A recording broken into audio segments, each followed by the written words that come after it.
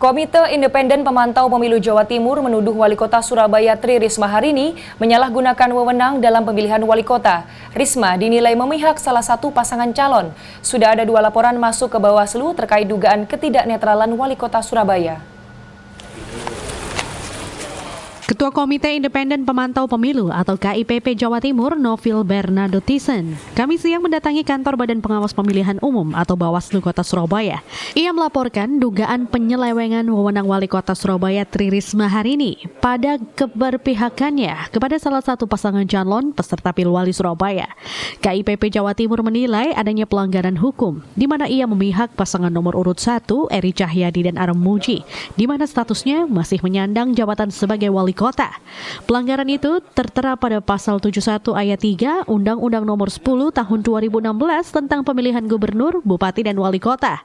Aturan tersebut berbunyi melarang kepada setiap kepala daerah menggunakan kewenangan, program, dan kegiatan untuk menguntungkan atau merugikan salah satu pasangan calon dalam pemilihan kepala daerah. Larangan itu berlaku baik di daerah sendiri maupun di daerah lain dalam waktu 6 bulan sebelum tanggal penetapan pasangan calon hingga penetapan pasangan calon terpilih.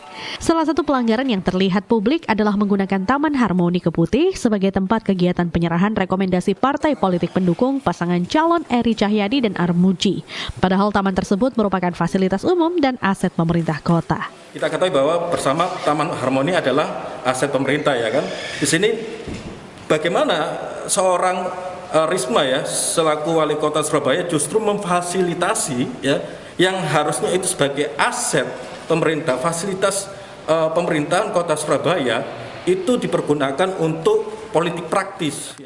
Atas laporan ini, Ketua Bawaslu Kota Surabaya, Muhammad Agil Akbar, mengaku masih akan mempelajari laporan KIPP Jawa Timur untuk menyelidiki kebenaran ada tidaknya pelanggaran. Mau bicarakan dengan anggota yang lain, seperti itu. Mungkin ada tindak lanjut atau langkah selanjutnya seperti apa? Ya, tindak lanjutnya itu. Jadi kita rapatkan dulu, kita bicara dengan anggota yang lain, kita pleno.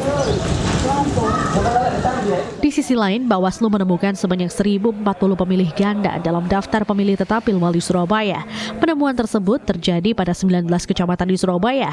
DPT yang ditemukan diantaranya memiliki nama dan alamat yang sama, namun yang membedakan terdapat nomor registrasi dan TPS tempat pemilih mencoblos. Bawaslu Kota Surabaya mengakui jumlah sementara itu bisa terus bertambah, ada data pemilih tetap dari 12 kecamatan yang belum masuk.